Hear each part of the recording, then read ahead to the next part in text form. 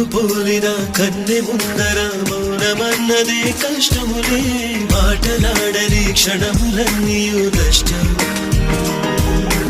మాట తెలుపని అసలు అర్థము మౌనములోనే ఉన్నది ఉన్నది మౌనము తెరితే మాటలాడుటే మంచిది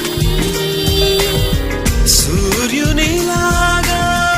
నా ముందు వెలిసా మంచు